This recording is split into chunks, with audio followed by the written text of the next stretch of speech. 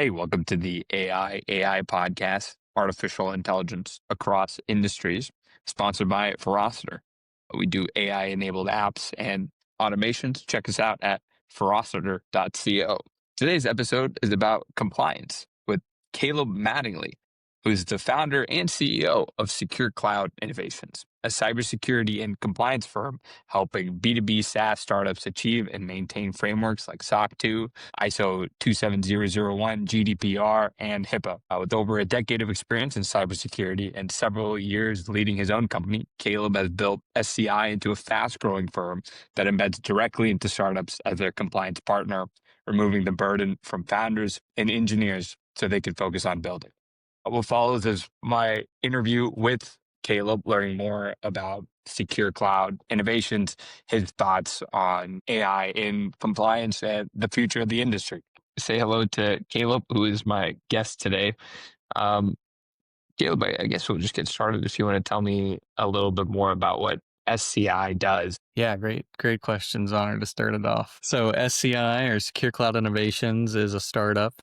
Frankly, it was a total accident trying to just do consulting similar to what you're doing now. And back then, Upwork was not as saturated as it is now. So I ended up finding like 90 hours worth of work in 2 weeks and Really?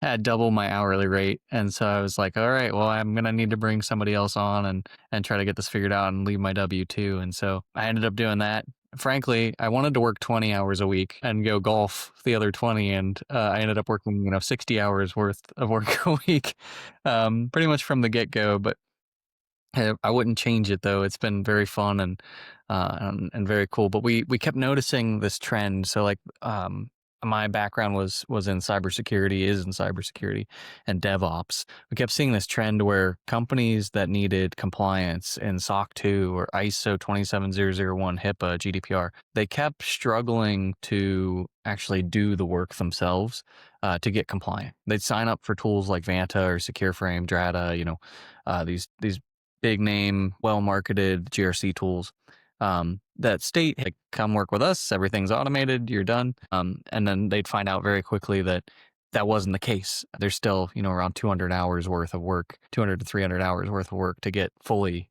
compliant in the framework if you're doing it correctly. Then you had the consultants on the other side, right? So you had the GRC tools that were saying we automate everything and don't quite automate everything. And then you had the consultants that were saying work with us and we'll get you compliant. And they kind of project manage people through the process. But still lots of hands-on work. And having the cloud experience, having the DevOps experience, we were like, hey, we can go in and actually do the work ourselves for these companies and implement on their behalf, working as like a fractional compliance and security team. So that was kind of the inception of what has become SCI and what we're really focused on. As my hat says, compliance hell is optional, and that's really what we're preaching to people, right? You said that to get this, some of these compliance is done, right? Like it takes 200 hours of work, right? What does all that work entail? Yeah, so there's a variety of things. In any compliance framework, it really starts with policies. Well-written policies that actually speak to all of the controls of the frameworks. Once you get through the policies, those typically dictate a variety of controls that you need to have in place alongside of what the frameworks themselves state you have to have in place. So things like having encryption on all of your at-rest data, right? If you're in AWS, your S3 buckets need to be encrypted. Your EBS volumes that are attached to EC2 instances need to be encrypted, all of that. And then there's things like tabletop exercises. So getting on a call with somebody from your team, like getting your team together and then being like, hey, Zoner, it's Monday morning in 7 a.m. and you get an email that says your AWS account's been compromised. What do you do? And walking through that. And that usually takes, an hour or two alone just to get somebody through that. So it's things like technical implementation work, making sure that logging and monitoring is set up in the environment, right? And some of it's baseline security. Like the logging and monitoring is really to make sure that if a compromise occurs or if something weird is happening, right? Even just within your application, that you have some way of looking at where it could be coming from, what's actually occurring, and then identifying that key point that it started at. Does that make sense? Yeah, that does make sense. So one of the things that you do, you take a look at policies, right? And you make sure that whatever the system, whatever the software system is, lives according to those policies. That seems like something well suited for these LLMs, right? To like have these policies broken down and then taking a look at the entire software architecture and then being like, oh, like, do these follow these policies or not? And I think that's something that you've been thinking about. Yeah. So, I mean, with policies in particular, we experimented for a couple weeks, during GPT-4 when that came out. Yeah. We experimented with having ChatGPT generate us policies based off of inputs that we gave it. However, because of the complexity of the frameworks themselves and the number of controls that are required, we kept seeing that there was an issue with hallucinations, really. And Really yeah, yeah. interesting. And Okay. the fact that it would hallucinate like which requirements go with what, how they map to different control sets and such. So that was something that we wanted to have AI help us with, but we ended up finding that a more appropriate use for our like use case in particular was having AI extract all of the controls that are spoken to within the policies that we would create and then create a list and to also explain the cadence that those controls are supposed to occur in. So essentially in there it would Got say it. once a year, yeah, like annually you need to do a pen test and semi-annually you need to do tabletop exercises and you need to do access control reviews on a quarterly basis and all those things, customers of ours really want to know like what are you actually doing on a regular basis, right? When you're supporting us. And it was nice for us to be able to kind of pull that out and then show it to the customers and be like, hey, these are exactly what's happening. And this is the cadence that it's happening. If you want to have us change that, let us know. But it's a very broken down and easy to read document for our customers to be able to ingest and then be able to say like, yeah, actually, I want that to happen more frequently, or I don't want that to happen as frequently. I want to change that. As opposed to having So, to go through each of the policies, right? Like maybe 2 or 3 pages for each policy and yeah. about 18 to 25 policies per customer. That Uh, takes so. so it's just so it's good at like translating it and like breaking it down. But that's interesting. Like I'm assuming that the training data set that these LLMs have been trained on, right, like isn't particularly on those specific policies and everything. So that when you do say, hey, like go make me these policies, right, like it goes hallucinates based on that. So beyond parsing it down, right, allowing you to serve it to clients in a more digestible format, what are what are some of the other ways that you've been thinking about using AI? Well, obviously, we have you working with us, and some of the stuff that we're working on. Some of the stuff we're working on right now really deals with automating workflows for some of the more nuanced, but also random asks that our customers have. So, like, we do all security questionnaires for our customers, right? Like, they have a Yeah. customer of theirs that comes to them and goes, "Hey, fill out this 300 question security questionnaire." We've been looking at ways to kind of take the inputs that we've given our tools and Google Drive and Notion and all the tool sets that we have, and be able to answer those questions quicker via AI and automation and everything. We also do vendor security questionnaires, or sorry, vendor risk assessments, where you go, hey, like I want to start using Slack, right? But I don't know the risks that are associated with using Slack, right? And what we do is we actually have a whole process for identifying risks that are associated with different vendors that we built out as like a little tool. And then we have a workflow that goes around that. And I believe you're also going to be helping us with making this a little bit more seamless. Uh, but yeah, our goal is to essentially utilize AI to take some of these things that are time consuming and monotonous and a little bit more repetitive Yeah. and require us to aggregate large amounts of data into very easy to read, 1 to 2 sentence responses for people. So that's that's the goal. And that's what we're using it for right now. And I want to get your thoughts on kind of where you see a human in the loop, if you even see a human in the loop for this entire process. But at the beginning, right, like that 200 hours of work, right, it was all kind of human based, and now in your ideal world, right, where a lot of these processes are getting automated, right, like where do you see the human in the loop? Yeah, that's a good question. We do a lot of QA work. And regardless of if it's a human doing the originating work or if it's an AI doing the originating work, we found that in both cases, mistakes can be made. So having a human that's able to go in and actually do quality analysis work on what's going to be handed to the customer or to their customers is incredibly important. Additional to that, there's just certain controls that you can't automate, right? Like doing the tabletop exercises that I mentioned earlier. Like every single one of our customers has to sit in on that meeting with us, and we walk them through a scenario that they need to be aware of and need to be prepared for in the long Yeah, run. Like you can't have AI automate that process because otherwise you're the CEO, you have absolutely no idea what to do when a ransomware attack occurs or right. all your backups and everything are gone and you're just, stuck. And so our goal with those in particular is less about just increasing security for a company, but also increasing competency in situations that you don't want to be in, right? Like and having kind of fleshed out. Actually, a good example would be doing fire drills in school. Like everybody Yeah, hates fire drills. The super loud blaring alarm and yeah, yeah, everything. yeah. Kids covering their ears and stuff as they walk out. But the reality is, you know exactly what you have to do if a fire occurs. You know exactly the path you're supposed to go out. You know exactly, yes, maybe there's detours and stuff. Maybe the fire's in your general area. So you got to go a different direction, but you kind of have a general sense of what the alarm means and the fact that everybody's supposed to congregate in a specific area and you have like all of that predetermined. Yeah. So in the same sense, that's what the tabletop exercises do. Those are things that, AI would not be able to necessarily um, automate out. That's interesting, right? And I guess that's something that I haven't thought about, but uh, actually, it's AI, right? The proliferation of cyber risk actually increases, right? And I guess as somebody that used to work in cybersecurity, like how do you think that the threat landscape has changed for more access to these AI tools? Yeah, I think at this point, it's been getting more and more easy to become a script kiddie, as you'd say. A script kiddie? Yeah, yeah. So essentially, a junior hacker. So that's the Got phrase it. for Yeah. somebody that does Script something, kiddie. yeah, nefarious, but essentially they don't really know what they're doing, right? So like you just copy and paste some malware and then like send it to somebody, right? Like that would be a script kiddie, right? But nowadays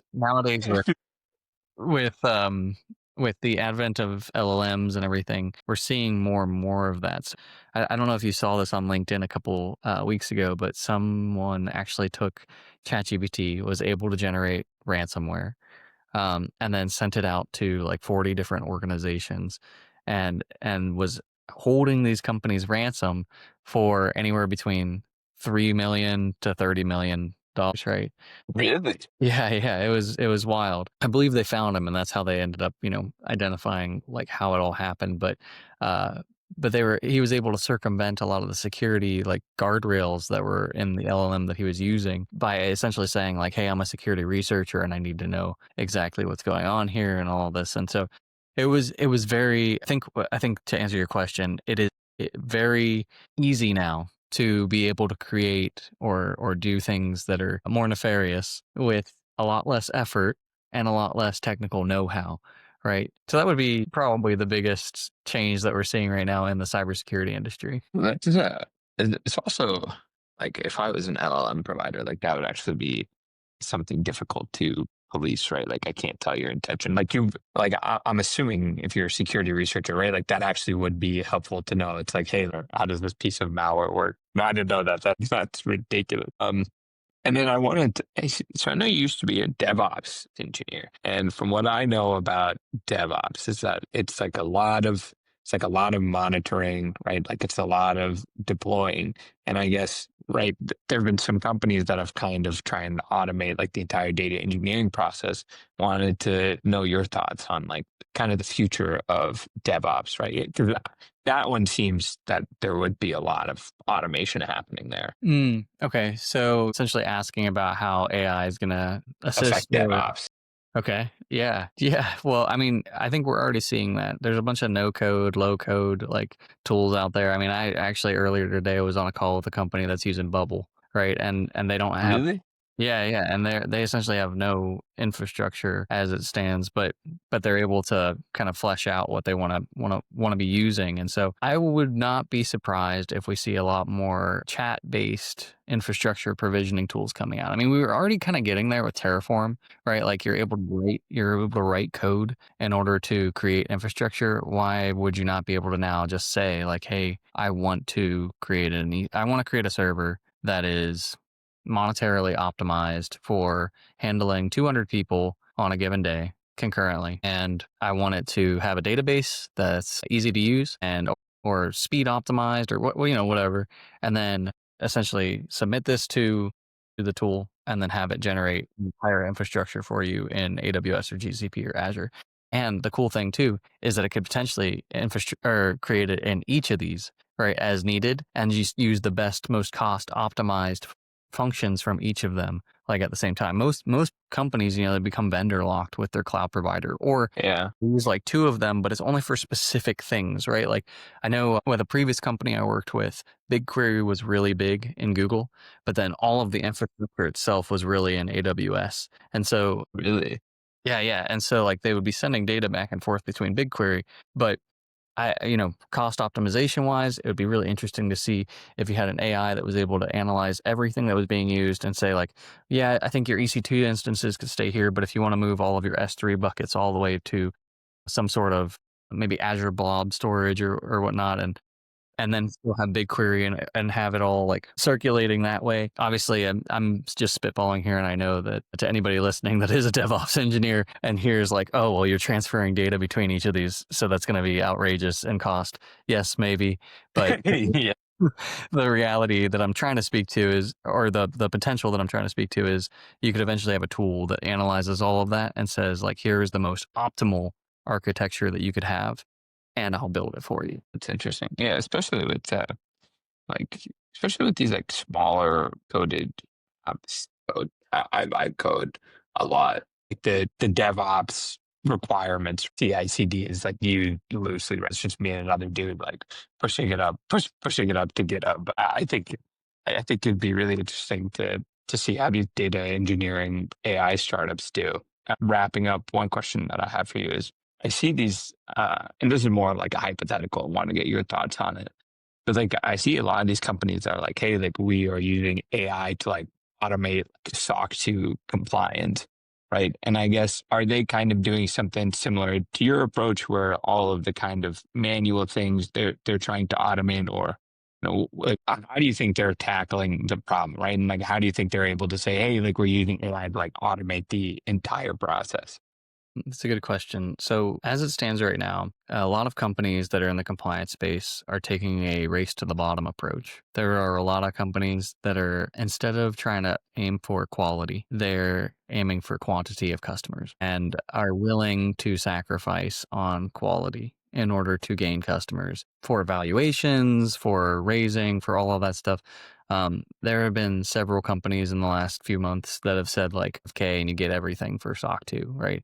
And it's done for you in 2 weeks, right? And you're done in 2 weeks. You get your report in 2 weeks, which just isn't realistic. Any well accredited auditor will take at least 3 months for an audit window to actually go and give you your report. Anybody less than that is generally going to be non AICPA certified and approved. To just be aware of that, I think for the companies that are saying that they're automating, we've automated some of the SOC 2 process, but we also recognize that one, security is not something that you can fully automate ever.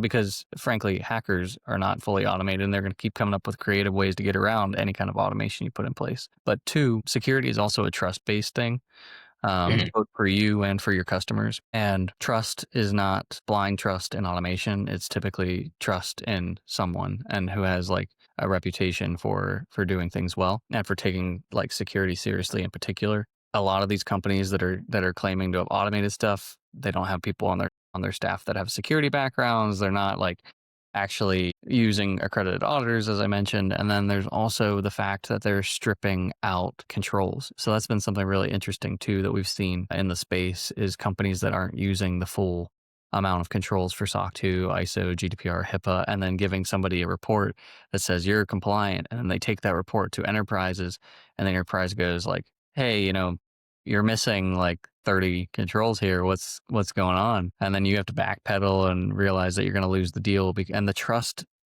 loss there is immense. So we've been seeing that quite a bit. That's definitely something to be on the lookout for if you're evaluating vendors and going through this process. Really? Like they just leave some control that goes off. Yeah, or they aggregate a couple of them into one control, and then it typically misses some of the requirements of the framework itself. So yeah, that's it in a nutshell. Okay. No, thank you so much thank you. Unless you had anything else you wanted to say. No, I just thank you for having me on the show, No, Zoner. And thank you. No, it's always great. It's always great chatting about these types of things, and I like the way that you're thinking about it. But thank you so much for coming on, and we'll have these on all platforms shortly. cool. Take care.